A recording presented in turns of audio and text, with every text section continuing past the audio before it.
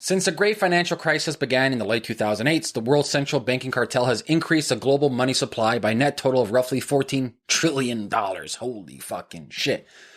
And so, where is this taking us? You know, who benefits from this $14 trillion? Well, the answer is not you or me. So let's look at this. Total U.S. market cap is trading at 153% of GDP, highest ever. The top 1% owns nearly half the world's wealth. So that's the 500 richest own $6 trillion in wealth. The bottom 60% of the world's adults have less than $10,000 per household. The reason why I'm doing this video, it's a continuation from yesterday's video talking about why your dollar is worthless and why you should take cash and put it into things that appreciate in value, or I call it equity per se. So store value, equity, appreciating assets. Now, I want to kind of state this from the beginning. What I'm about to tell you is very simple stuff. I'm not a professional investor. I'm not a formally educated person by their standards. I didn't go to high school. I didn't go to university. I didn't go to college. I didn't have no, Ivy League stuff. I'm just a regular guy that been through ups and downs, been in the startup scene for a very long time, been through a lot of rough fucking shit in my life. When I went down the rabbit hole of our financial system years ago when I first discovered Bitcoin, I was like, well, it kind of all makes sense. And so basically the dream that they sell you where it's like, put your money in an RRSP, retirement savings plan, or give your money to old age pension plan, or put your money into X. It's all bullshit, man. Like at the end of the day, they print money, they buy stocks for free. And they move the wheel. That's it. It's like the Matthew McConaughey thing, spinning, get them in the hamster wheel. Dun, dun, dun, dun, dun. And so what are things that you can do? That's the question. Then it's like, okay, Ameer, I'm working. I got a family support. How can I protect myself? I just want to go through like simple things that I found interesting. I'm doing myself. I've done myself. I'm doing myself. And you can go down the rabbit hole yourself. I'm not going to go in deep detail. Okay. So, number one, looking back at my last video, I'll talk about equity and assets, right? So let's look at simple things over here. Gold. I know there's a lot of gold bugs out there. Gold is good. Gold is really good. And I'm not talking about IOU certificate golds. I'm talking about the real gold, the bullion gold, the physical gold that I can have in my closet. So let's look at this. Let's first look at the gold prices.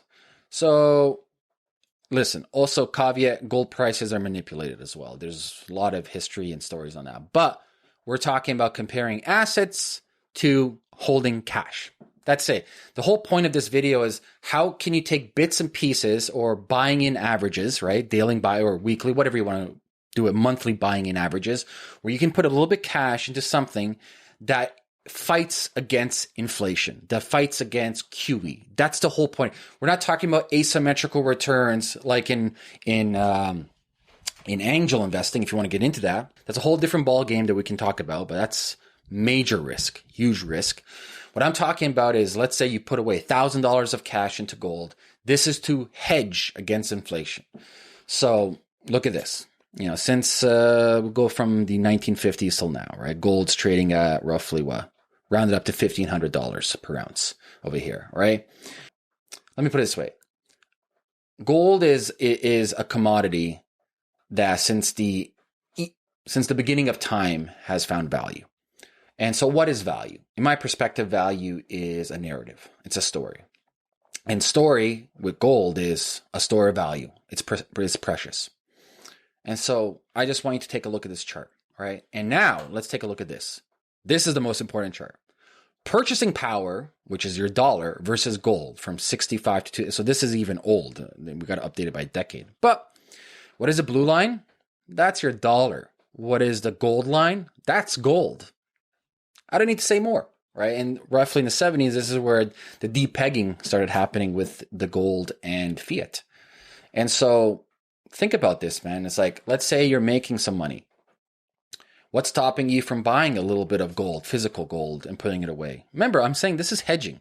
You're not looking for asymmetrical returns. You're not saying, well, I'm going to put $10,000 in. Well, if you did put $10,000 in over here, you bought it at less than $100 and you would have made quite well 10x it. This is a hedge. It's a safe hedge. It's physical. It's portable. You can hold it in your hands. So that's the first thing. Look into gold. Like everybody talks about gold. If you want more information about gold, look into Peter Schiff's stuff. He has some cool stuff. There's a lot of gold bugs out there, but gold is a no-brainer. And it's not about like, do I put 20,000, 30,000? It's like, listen, man, if you can put in $100 a week or $20 a week, one is better than zero. Anything is better than zero. But just look at this. Here's your purchasing power, your dollar, and here's gold. This chart tells you to, like, that's it. Like this chart, one chart speaks volumes. All right, next thing. Let's talk stocks. The S&P 500. So this is an index. Now, stocks are a tricky one. The reason why I bring up stocks is a couple of folds. It's been on the biggest bull run ever. Like if you zone out, like I've zoned out here since like the inception over here in the 20s till now, right? Yep, till now, pretty much. It has ups and downs, it dropped, but it is pretty much the biggest fucking bull run of all time, right? Now, stocks are tricky. They're manipulative. Timing it is very difficult. You know, even Warren Buffett had a deal with hedge fund managers like, listen, if you can beat the stock market, the S&P, I think it was $1 million bet. No one took him on. He won. But pretty much something simple you can do is you buy the index, right? So an index is an index of all these different stocks into one, right? And so it can be very simple. You can have, and what's cool about it too, depending on where you're buying it for, like, for example, let's say you're buying certain stocks or index of stocks. They have this in United States, I'm pretty sure, but in Canada, we have something called a TFSA, so tax-free savings account. So you can use your TFSA. You can buy the index. Let's say the index is a 5% per year, right? You can buy that index and it's tax-free, right? So when you do cash out, you're not getting charged capital gains tax, right? So there's cool tax benefits as well, depending on how you purchase your index. But once again, like, let's compare this to you holding cash in the bank. So we can do some compound mathematics here, where it's like, okay, you're able to save $100 a month. So that's $1,200 a year. What does that get you? Right? What does that get you? As opposed to, let's say you put $1,200 a year. I don't know. We'll start something recently, 2010, right? $1,200 a year you put in. Let's say you bought it, you bought it at $1,000, right? Look at this. You 3x'd it. Just buying it one time. And so if you bought it every year, you're going up and up. And so these are simple things to look at. Look at stocks. I'm a firm believer in, if you're not really well-versed in this world, if you don't know the operating company, if you don't know the company's vertical, a lot of people are very emotional. And so they ride the FOMO, they ride the wave. And so they get, let's say, manipulated by the market, and they sell when they shouldn't sell, or they buy when they shouldn't buy. But indexes they're kind of no-brainers for a lot of people. And I'm not, this isn't advice. This is just for you to compare holding cash versus something that appreciates in value, like this equity within this index. Okay. So that's stock, the S&P 500. Next, let's get into crypto. This is pretty cool that I found. The dollar cost average of Bitcoin. So look at this. This is $300 monthly for the last 3 years in Bitcoin. So total invested would be 10,800, right? Your net return is 96%, and you've doubled your money. So if you started buying Bitcoin at $300 per month as of March 2017, you would have doubled your money. Once again, buying an asset that appreciates, I just call it all equity. You're having stake. You have stake in something. So you have stake in Bitcoin.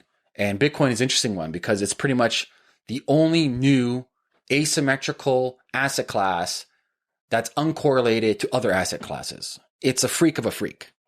The best returns ever possible of any asset class in the last decade or so. And so these are examples, right? Gold is an example. The S&P 500 index is an example. Bitcoin is an example. These are examples to show you how your dollar is cheating you, and how wealthy people get wealthy is they get free money from the Fed and they buy assets that appreciate.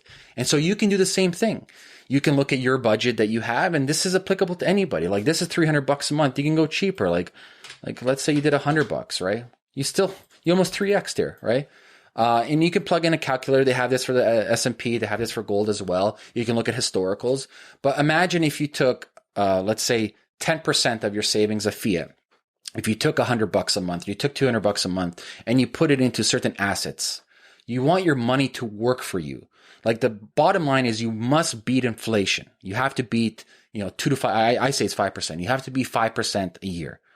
And so look into that, man. You don't want to sit on cash. You want to sit on appreciating assets that accrue in value. And I'll leave it at that, man. It's like, listen, anyone can dig into this information. Anyone can educate themselves about this. Like, I'm not a formally educated person. I'm just a guy that likes to go online and read about shit and read books and talk to people and get in there and actually learn by doing, right? And so leave it at that. If you have any questions, leave a comment below this video. And don't forget to hit the like button, subscribe, and I'll talk to you guys soon. Peace.